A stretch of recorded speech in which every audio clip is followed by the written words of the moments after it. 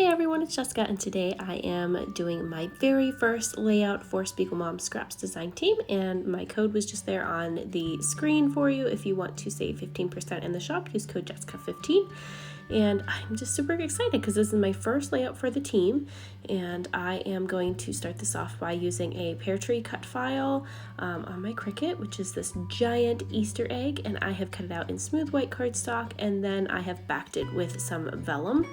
And I actually cut the vellum on my Cricut as well, but my machine doesn't do super well with cutting vellum, even on the vellum setting. So sometimes it tears it up a little bit, even with a brand new blade and a brand new mat.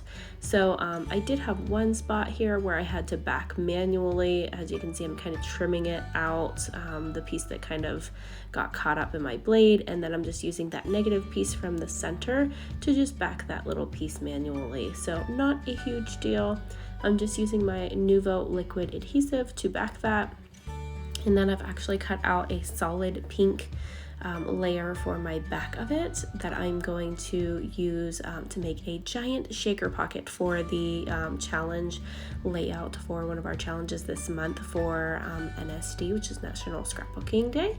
And I am just going to cut out, just manually here with my scissors, I'm going to cut out a sheet of acetate to kind of sandwich this in between, and then I'm going to use the Big Mama foam tape that is in the SpiegelMom Scraps shop.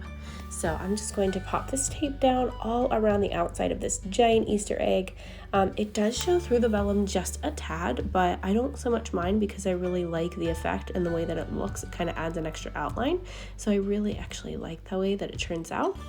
And I am just layering this all around the outside of my backing piece, and that's what's going to hold all of my beautiful sequins inside and make that shaker pocket. So you want to have kind of a layer in between and some dimension in there to pop that up so that you have a little window to hold all of your sequins in. So I'm just finishing that off here. That's going to be my backing piece. It's just a sheet of textured basil cardstock. And then I'm just going to go ahead and adhere this down to my background paper, which is actually one of the background papers from, I think it's called Bloom and Grow maybe, or something like that by Simple Stories. I'll throw it in the description below once I look. And then I'm using this beautiful sequin mix called A Spark of Joy by SpiegelMom Scraps, and I just love this so much. It's so pretty. It's such a really pretty spring colored mix. And then I'm going to put all of those in there, and then as you can see here, I am just adhering down my sheet of clear acetate. So as you saw, I wiped it down. I have, it's like one of those eyeglass cleaning cloths, and they work really well to get all the fingerprints off of those clear acetate sheets. So I just wiped it down with one of those.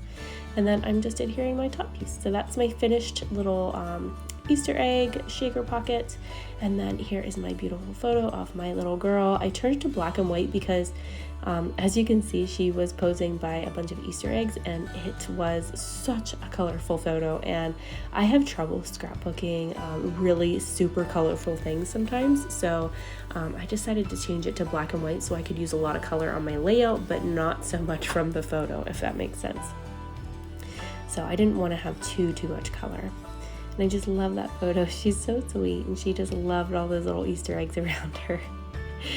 So I'm grabbing some more of that foam tape. I'm just going to pop this up so that the dimension matches and it doesn't get kind of stuck down in my book. I didn't want to smush the edge of that photo, so I just wanted to pop the edge of that back up.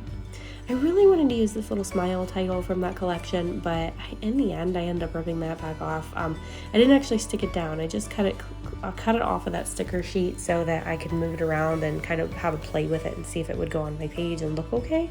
So I'm glad that I didn't actually stick it down because I ended up pulling it back out and not using it. But I do use a bunch of these cute little flowers that you can see me cutting apart just because I'm tucking them in around my photo. And then I actually pull out a Hip Kit Club kit from a while back. I'm not even actually certain which one it's from. I think it's actually a couple collections mixed together. And I pull out these letters from it, as you can see on the left of my screen, and I'm going to make my title with that. and I'm just kind of flipping through this book just to see what else I can put up here. I see this little cloud and I really want to use that, but it needed something to make it pop out because it really blended in with my background paper. So I just decided to just draw a black outline on it, and it really worked out well.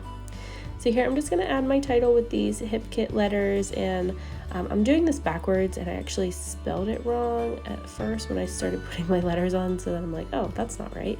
So I moved them over a little bit, and it's supposed to say, hello, it's Easter. So I put my hello down below by the photo, but that is my title, Hello, It's Easter, because she was just so happy. It's her first Easter, and she was really enjoying herself. So I thought that would be just a fun little title. And I had a little bunny somewhere on my desk that I pulled out of a Hip Kit, and I lost it for the longest time. I was actually going to put it to the left of my title, but I could not for the life of me find it the entire time I was making this layout, and then I end up finding it at the very end. So it does pop in here, but not in the same place that I had originally planned. And you know what? That's okay. Sometimes things work out for the better. I think it would have looked, it does look a lot better where I end up putting it versus where I was originally going to put it. So if that makes sense, it actually turns out for the better in the end. So I guess it's a good thing that I lost it for a little bit. I'm just gonna pop in a couple of these little foam bits. I'm gonna pop up some of my flowers for some dimension. You can see me alternating there between my glue and my foam adhesive, just popping some things up. And then I'm tucking in a couple of those little foam embellishments as well, like those little ladybugs, and I popped in a little foam flower. So I'm just basically sticking everything down and just embellishing a little bit. I want to add a couple more of those cute little ladybugs and maybe some flowers down here. I really like how that looks with some extra flowers down in this bottom to create another cluster.